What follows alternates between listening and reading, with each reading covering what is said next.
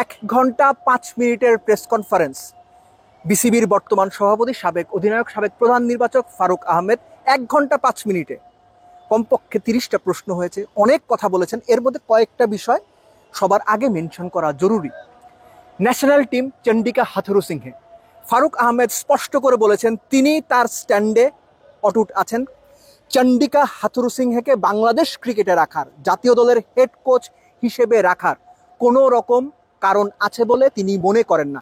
যদিও বিসিবি সভাপতি হিসেবে এটা তার পার্সোনাল অবজারভেশন কিংবা পার্সোনাল চয়েস, কিন্তু ক্রিকেট বোর্ডের একটা নিয়ম আছে, হাথুরুর সঙ্গে চুক্তির কিছু ক্লজ আছে, একই সঙ্গে ইন্টারন্যাশনাল অ্যাফেয়ার্সের ব্যাপার আছে। সো হাথুরুসিংহেকে বিদেয় করার ব্যাপারে বোর্ড প্রেসিডেন্ট বদ্ধপরিকর।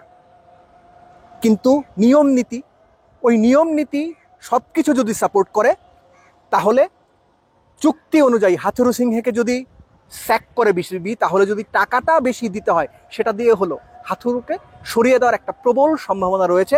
প্রশ্ন হবে এর পরেরটা, তাহলে কোচকে হবে বিদেশি কোচ অবশ্যই খোঁজা হবে, কেননা এখনো পর্যন্ত বাংলাদেশের যারা কোচ আছেন তারা হয়তো একটা পর্যায় পর্যন্ত গিয়েছেন, কিন্তু ইন্টারন্যাশনাল বা টপ লেভেলের যে কোচিং সেটা বাংলাদেশের বেশিরভাগ কোচই জানেন না। এই কারণে ন্যাশনাল টিমের জন্য আসলে বিদেশি কোচ দরকার।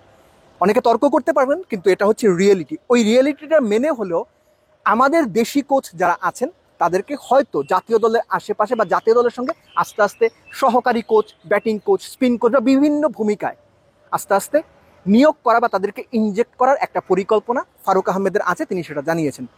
উইকেট, মাঠ, গামিনী ডিসিলভা, মিরপুরের ধানক্ষেত, কার ছত্রছায়ায়, কার প্রশ্রয়ে, কার আশ্রয়ে কিভাবে গামিনী ডিসিলভা দিনের পর দিন কোনো রকম পারফরমেন্স ছাড়া ক্রিকেট বোর্ডে টিকে আছেন, বাংলাদেশের মাঠগুলো শেষ করে যাচ্ছেন, মিরপুরে শেষ করে যাচ্ছেন, ফারুক আহমেদ সেটা নোটিস করেছেন। হয়তো গামিনী ডিসিলভাকেও সরিয়ে দেওয়া হবে। একমাত্র ওয়ালটন এসি দিচ্ছে 1 বছরের রিপ্লেসমেন্ট গ্যারান্টি এবং কম্প্রেসারের 10 বছরের গ্যারান্টি। এর সঙ্গে একটা ব্যাপার মেনশন করা খুব জরুরি, বাংলাদেশের লোকাল ক্রিকেটটা খুবই বাজে অবস্থায় আছে। যারা লোকাল পর্যায়ে ক্রিকেটটা খেলেন, জেলা পর্যায়ে খেলেন, তারা খুব ভালো জানেন কোনো রকম ফ্যাসিলিটি নেই। এই ফ্যাসিলিটিগুলো এনশিওর করার জন্য বাংলাদেশের বর্তমান ক্রিকেট বোর্ড সভাপতি ফারুক আহমেদ যতটুকু সম্ভব নজর দেওয়ার চেষ্টা করবেন। তিনি মাত্রই দায়িত্ব নিয়েছেন, আস্তে আস্তে সব কিছু দেখতে হবে, বুঝতে হবে। বিসিবির বিভিন্ন পরিচালক আছে যারা আছেন, তারা তো অনেকেই পলাতক রয়েছেন, সো অনেককে বেশি দায়িত্ব নিতে হবে। এই দায়িত্বগুলো তারা নিতে প্রস্তুত। But above everything the question rise, সেটা হচ্ছে তারা কতটুকু সাকসেসফুল হবেন, কেননা মানুষ দিন শেষে সাকসেসটাই দেখতে চায়। এবং মানুষ সাকসেস বলতে যখন বোঝে, তখন শুধুমাত্র বোঝে, বা ফ্যানরা তখন শুধুমাত্র বোঝে জাতীয় দলটা ভালো খেলছে কিনা, জাতীয় দলটা ভালো করলো কিনা।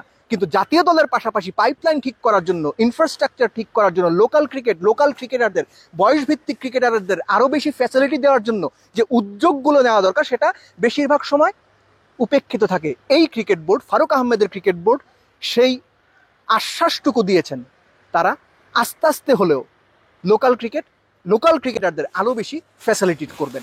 মিরপুর শেরেবাংলা জাতীয় ক্রিকেট স্টেডিয়াম থেকে দেব চৌধুরী, অলরাউন্ডার, ঢাকা।